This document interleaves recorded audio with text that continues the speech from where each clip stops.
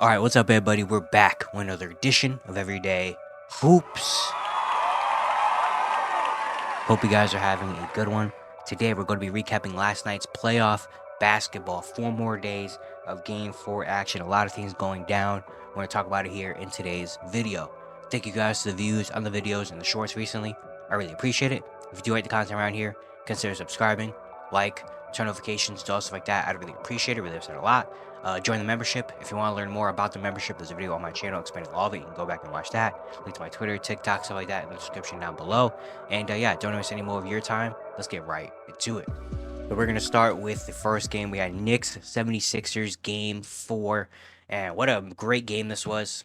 Great all around, just playoff basketball type of game. The Knicks end up winning 97-92. They take a 3-1 series lead going back to New York.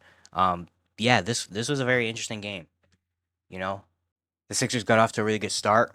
Obviously, I think they've done that for most of the game. Joel and B got off to a good start. They're up 27-17 at the end of the first quarter. The Knicks found their way back with the non-Joel minutes. They've been killers in this series, obviously. And the Knicks came back. Jalen Brunson started to get it going. OG started hitting some shots. But the Knicks it kind of flipped on its head, where the Knicks role players weren't as effective as they were in the first two games where they won. Where it was just the role players and Jalen Brunson were struggling. Now it's Jalen Brunson's hot, and the rest of the role players are kind of struggling to shoot. The three ball has not been going down for the Knicks. All that stuff. It's very close in second, third quarter. We got some tension as well between Joel Embiid and Jalen Brunson. Both those guys are going back and forth. Jalen Brunson is just putting on an epic performance. We get to the fourth quarter, and it was really, again, back and forth, back and forth. The I think what the loss of the Sixers this game was the last 5 minutes. The last 5 minutes, the 76ers offense went cold.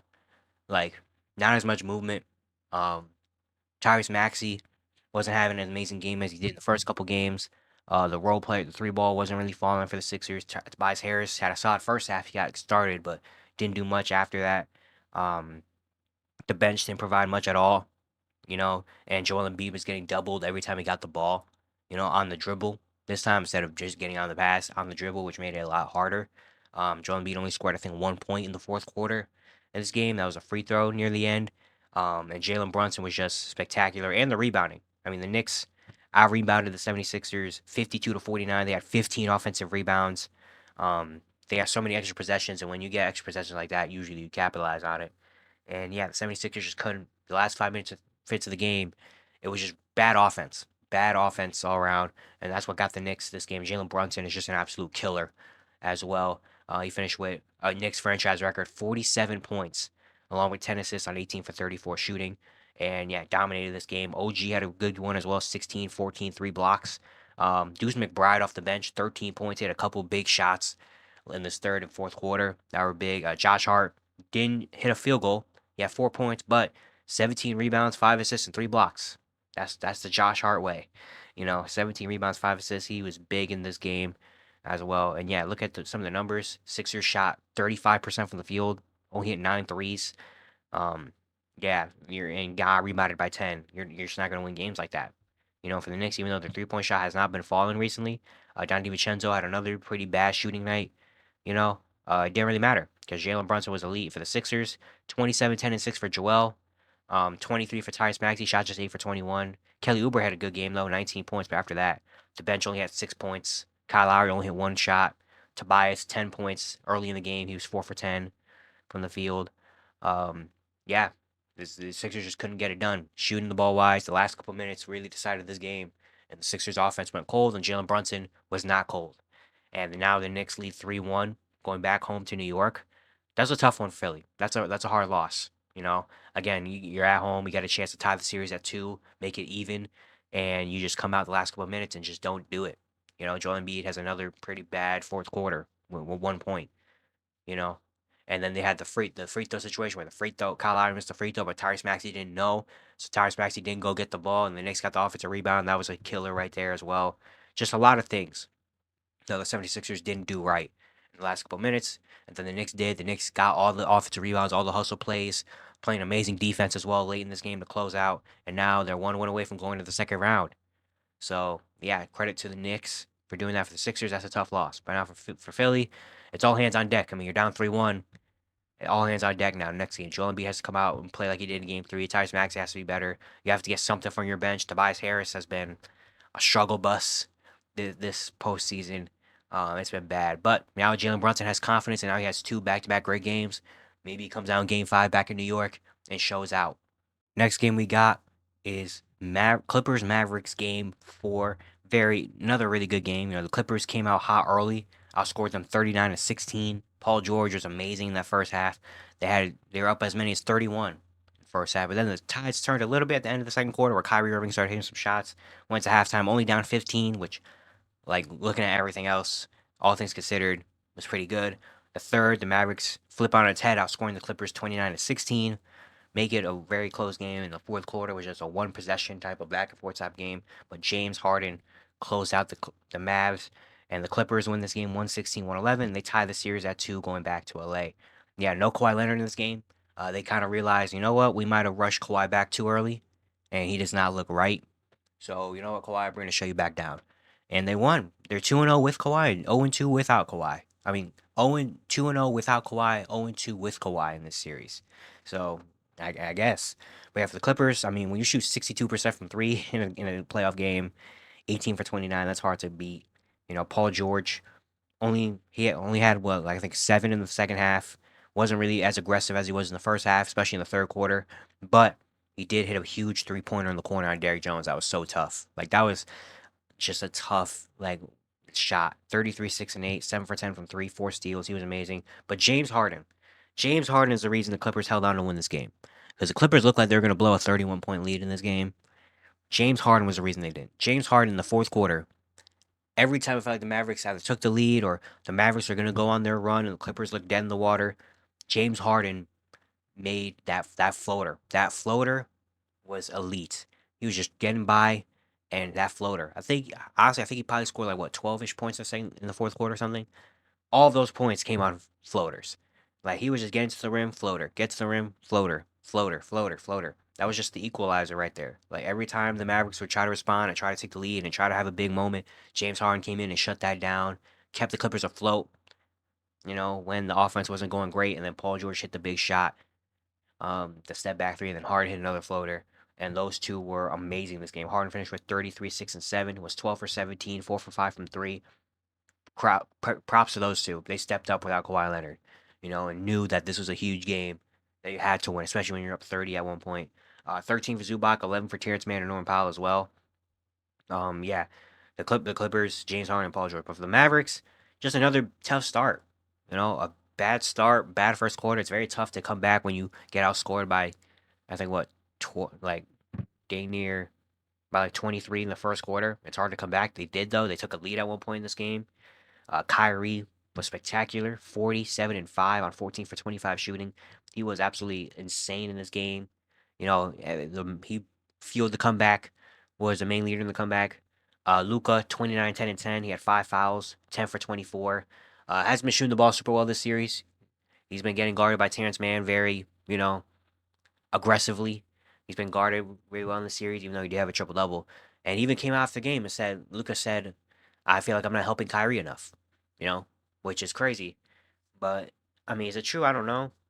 If he has a little bit of a better game, they probably win this one. Like, he just had a lot of bad turnovers, couldn't really find it, missed a lot of easy ones that usually he makes. But, I mean, they did all they could, especially being down 31. You got to give credit for them to fight back and take a lead at one point. It's just a tough loss. Derrick Jones as well. Derrick Jones was a big, like, thing in this comeback as well. In that third quarter, he was playing amazing defense on Paul George, and he was attacking the rim. He had a couple 3-pointers, got some offensive rebounds. He was big in this game as well. But yeah, for the Mavericks, yeah, they started off so bad that they just couldn't really find a way to come back, and now it's 2-2. We're going back to LA for Game 5. That's a huge game, obviously. I assume Kawhi Leonard doesn't come back. I assume Kawhi doesn't come back because, again, they're 2-0 without him. So honestly, I think it's better just to leave Kawhi on the bench unless you lose Game 5 and you're down 3-2. Then you bring him back. But Game 5, I don't think Kawhi Leonard should play. And if they win Game 5, I don't think Kawhi should come back for Game 6. Like, I just don't. I just think at this point, James Harden and Paul George play so much freer, and there's so much more movement. and 3-point shooting and stuff without Kawhi Leonard on the court so far in this series that I think it's best to keep Kawhi on the shelf until he's fully healthy and fully ready enough, or unless you desperately need him and you're down in a series or something. It's just keep Kawhi back on the bench until you absolutely need him, and then bring him in.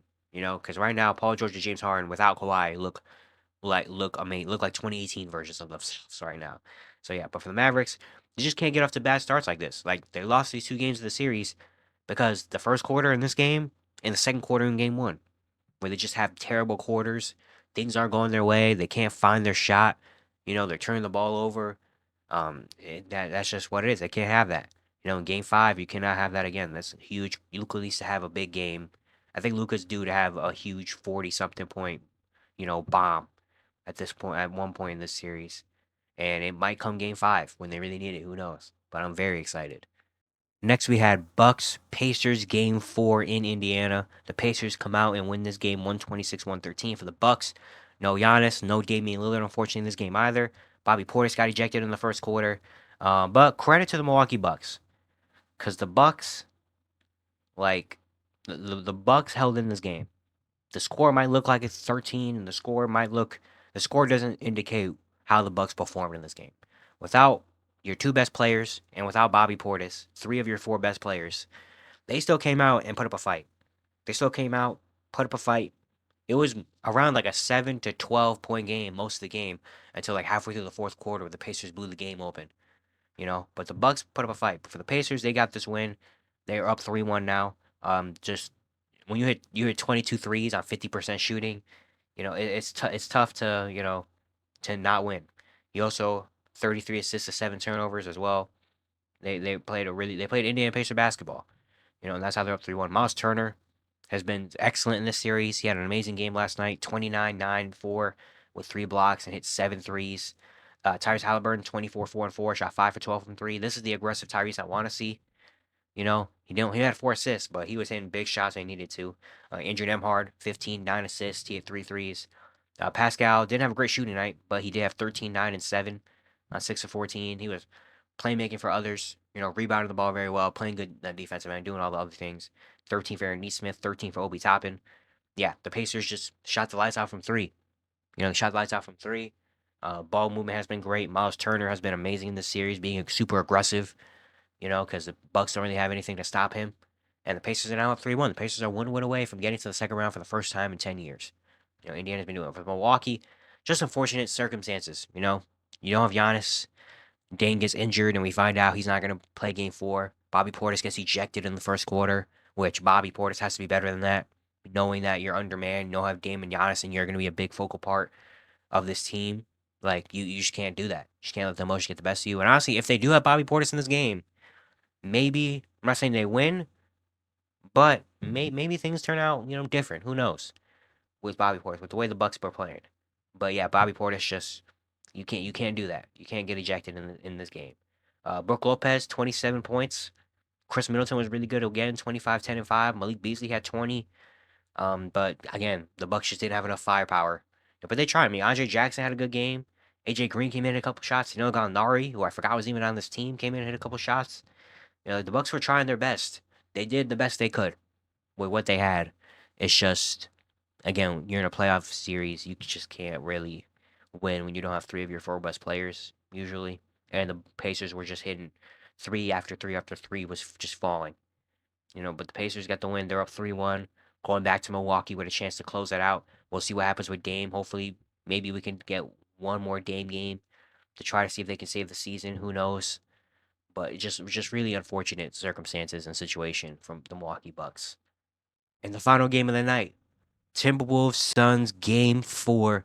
The Minnesota Timberwolves close it out and sweep the Denver Nuggets. They're the first team to move. Sweep the Phoenix Suns. The first team to move on to the second round. They win 122-116. This was a great game. The first quarter was very tight. Second quarter, the Suns took a lead. The Suns had a little lead at halftime. Third quarter, the Timberwolves didn't blow them out, but they did take the lead back. In the fourth quarter, Minnesota, Anthony Edwards, and he just put the Suns away, put the Suns to sleep. Anthony Edwards, 40 points, 9 rebounds, 6 assists, 13 for 23, 7 for 13 from 3. absolute superstar performance. Like he's in the superstar category now, for me at least. After this series, he's in the superstar category right now. Like he did, you watch this series. Like you could take a person that doesn't know about basketball, make him watch all 4 games of the series, and be like, all right, who is the best player? And they all would say Anthony Edwards. They would say Anthony Edwards by far, not even a question or a doubt in their mind. Honestly, you can make a case Anthony Edwards has been the best player in this playoffs. You can make a case for Anthony Edwards. Like he was absolutely dominant in this series.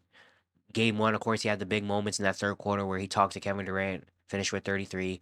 Game 2, he didn't shoot the ball well, but he still contributed on the defensive end, made great passes, playmake for others, and got the win. Game 3, where he was scoring and he was playmaking like a star. And then this game, Game 4, where he had a chance to sweep the Suns after getting off to a not great start, a chance to sweep and move on to the second round. He came out and killed. Like, this series was just put Anthony Edwards, like, jettisoned him into the superstar category right there. Like he was an absolute monster in this entire series, but specifically also in this game 4 where he dropped 40 to close out. I mean, man, he was in so many shots. I was just like, oh man, like fadeaways and pull up middies and three balls, and he had the dunk. Like it was just phenomenal. Conley Towns also had an amazing game as well, 28 and 10. Jaden McDaniels had 18, 10 for Mike Conley. But yeah, Minnesota just dominated this series. Full out dominated the series. Of course, you had Anthony Edwards. Anthony Towns, very impressed with him on both ends. The defensive end, having to guard Kevin Durant. It's not easy, but he did a good job. And even though he was in foul trouble for a lot of the series, he still played hard, rebounded the ball really well, did the dirty work. Like he was good.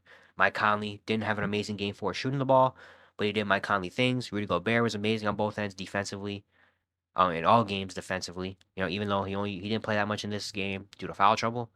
And then the role players, Nickeil Alexander-Walker, Naz Reid, those two were just amazing. Like the Wolves just played an amazing series. They swept the Suns. They they improved. I think they showed the world, like, hey, we're a top. We were a top seed the entire year for a reason. We were number 1 for most of the year for a reason. We're good. We're like that, and they showed they were like that, and they get the win for the Suns. Devin Booker, 49, 5 and 6. I mean, he finally tried to do anything he could. KD had 33, 9 and 5. They're the only 2 players that scored in double digits. They combined for 82 points, which is the only way the Suns have won games in the past couple years in the playoffs, is when Devin Booker and Kevin Durant go nuclear. But after that, didn't get help anywhere else. KD also in the second half, I feel like just wasn't aggressive enough for the 3rd game in a row. But yeah, looking at everyone else, Bradley Beal. The guy you're going to pay $50 million for the next few years for, the guy that you traded your entire future for, um, in an elimination game before, finishes with a stat line of 9 points, 1 rebound, 2 assists, 1 block, 4 for 13 from the field, 1 for 5 from 3, no free throw attempts, 6 turnovers, 6 fouls, and a negative 12. Yeah, yeah, that, that's bad. Bradley Beal, that's bad. That's just really bad. That's just unacceptable, really. Nurkic also had 9 points, 6 for Royce O'Neal, 6 for Eric Gordon, 4 for Josh Okogie. Nasir Little got minutes in this game and had a rebound and 2 fouls. That's all he did. This Suns team sucks. They were bad. They get swept. First team out of the playoffs. First team on a trip to Cancun.